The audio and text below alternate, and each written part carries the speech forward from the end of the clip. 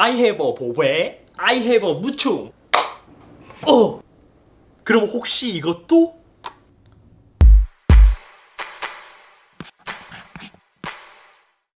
안녕하세요, 이스비입니다. 오늘은 5만원 이하의 전자기기를 소개하는 오만 상사입니다. 보통 보조 배터리는 한번 구입하면 오래 쓰는 제품이기 때문에 작년인가 샤오미 무선 충전 보조 배터리를 구입하고 한동안 관심이 없다가 진짜 이건 보자마자 너무 혁신이다 라는 생각에 구입하고 지금까지 사용하고 있는 제품. 오늘의 오만 상사 아이템은 샤오미 무선 충전 스탠드 보조 배터리 2in1 을 소개해드리려고 합니다. 가격은 약 4만원 정도로 일반 보조 배터리와 비교했을 때는 살짝은 더 비싼 가격이긴 하지만 무선 충전 기능, 보조 배터리 두 가지의 기능을 갖고 있다라는 점을 생각한다면 그렇게 비싼 가격은 또 아니더라고요. 보조 배터리의 디자인은 사실 거의 비슷한 것 같아요. 기존 유명한 샤오미 무선 충전 보조 배터리와 비교해도 크기도 거의 비슷하고 살짝 색상이랑 디테일적인 부분이 조금 다르긴 한데, 소재가 기존에는 금속, 이제 알루미늄 소재를 사용했다면 이번 제품은 폴리카보네이트 소재를 적용했습니다. 그렇기 때문에 얘는 약간 플라스틱 같은 느낌이 있고 얘는 금속 소재, 조금 더 고급스러운 느낌이 있어요.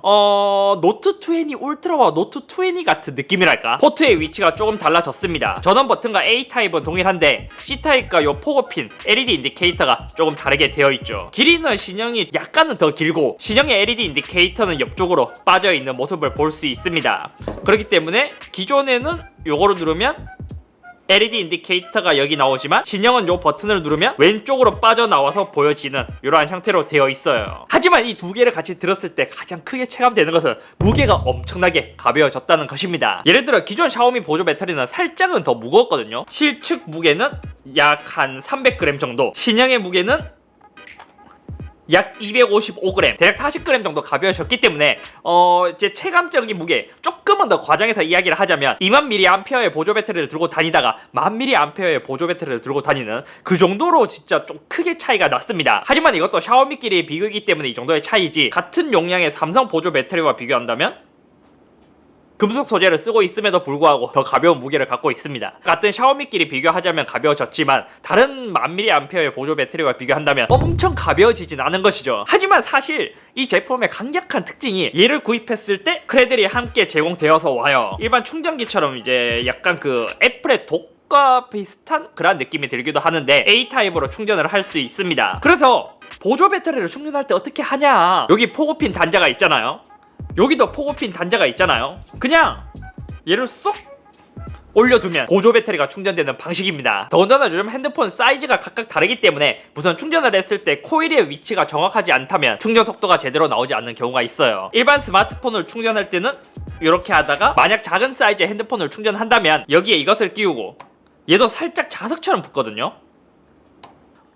조금 더 올려서 충전하는 이러한 방식으로 쓸 수 있는 것이죠. 그럼 이 제품을 사용했을 때의 장점이 뭘까? 아까 보여드린 것처럼 무선 충전기 그리고 보조 배터리가 통합이 되어 있다는 것입니다. 다른 것보다 기존 보조 배터리의 가장 큰 단점이 밖에서 쓰고 집에 들어왔다가 보조 배터리를 다시 케이블로 연결해서 쓰는 게 굉장히 귀찮은 일이었어요. 따로 케이블을 꽂을 필요 없이 함께 제공되는 크레들에 그냥 이렇게 올려두면 자동으로 보조 배터리가 충전되는 것이 엄청나게 편리한 장점이었습니다. 진짜 이거는 기존 보조 배터리를 쓰면서 너무 귀찮았던 부분이기 때문에 저는 정말 혁신적이라고 느껴졌었거든요. 게다가 이렇게 보조 배터리를 충전함과 동시에 보조 배터리를 쓰면서도 무선 충전기로도 쓸 수 있는 진짜 하이브리드 형태의 혁신적인 보조 배터리 완성형인 제품인 것이죠. 갤럭시도 무선 충전이 가능하고 아이폰도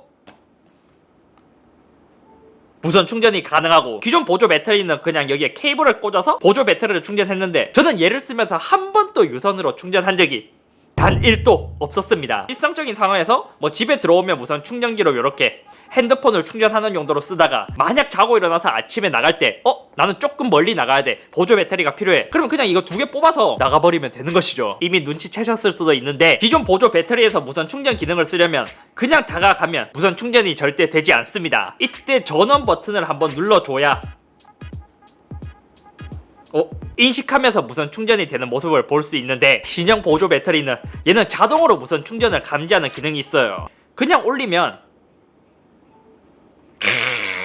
따로 전원 버튼을 켤 필요 없이 자동으로 무선 충전이 가능하게 됩니다. 그리고 이론상 최대 3대까지 동시 충전이 가능해요. 지금 무선 충전을 할 수 있고 A타입으로도 한 개 할 수 있고 C타입으로도 한 개 할 수 있고 이렇게 이제 할 수 있지만 사실상 이렇게 동시에 3대까지 충전할 일이 잘 없더라고요. 그래서 지금은 제가 케이블을 꽂아두지 않은 상태인데 보조 배터리의 용량만 충분하다면 스탠드에서도 무선으로 충전할 수 있습니다. 자, 그럼 단점은 뭐가 있을까? 저는 이제 얘에 대한 만족감이 너무 컸기 때문에 막 엄청 큰 단점은 없었지만 크레들의 얘는 자석으로 이렇게 붙는 재미가 있지만 이것을 붙였을 때 찰싹하고 붙는 이 맛은 잘 없었습니다. 물론 잘못 올려두는 경우는 거의 없긴 한데 얘도 좀 뭔가 느낌 있게 딱 붙는 맛이 있으면 더 좋을 것 같더라고요. 그리고 사용해보니 얘는 책상 위에 두고 쓰기 굉장히 좋은 녀석이었습니다. 하지만 책상 위에 썼을 때 케이블에 이제 전원 코드를 연결하려고 하는데 생각보다 이 케이블의 길이가 크게 길지 않더라고요. 심지어 크레들의 케이블이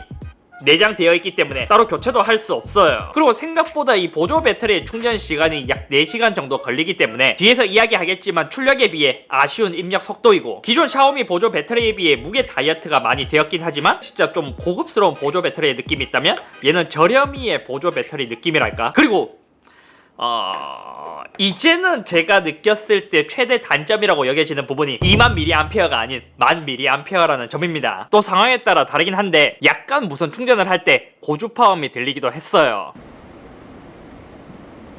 여기까지가 제가 사용해본 경험에 대한 이야기이고 이제 보조 배터리의 스펙에 대해서 이야기를 해보겠습니다. 용량은 앞서 말한 것처럼 1000mAh, 유선으로 충전할 때 최대 입력은 10W로 충전할 수 있습니다. 재미있는 것은 크레들 자체는 최대 50W까지 입력이 가능한데 보조 배터리 자체만으로는 최대 18W까지 입력이 가능해요. 왜 이렇게 차이가 나냐? 이 보조 배터리의 경우 최대 30W까지 초고속으로 뽑을 수 있기 때문입니다. 하지만 이것도 제한이 있어요. 샤오미의 Mi 10 시리즈 이상을 써야 최대 무선 충전을 30W 이상으로 뽑을 수 있습니다. 그리고 이제 유선 충전, 얘는 타입 A의 경우 최대 27W까지 뽑을 수 있습니다.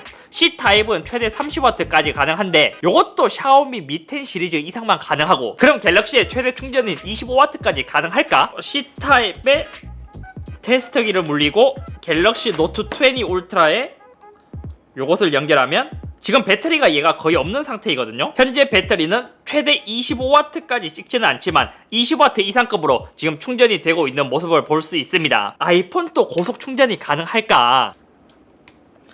아이폰의 최대 유선 충전이 20W 정도이기 때문에 지금 현재 거의 이제 최고 속도로 충전이 되고 있는 모습을 볼 수 있죠. 안드로이드 무선 고속 충전도 가능하고, 아이폰의 경우 확실히 알 수 있는 방법은 궁금증을 참지 못하고 해본 결과 벨킨 7.5W 대비 0에서 100%까지 완충시 걸리는 시간은 약 30분 더 빠른 것으로 봐서 만약 7.5W급이면 쿨링, 발열 억제가 잘 되는 게 아닐까.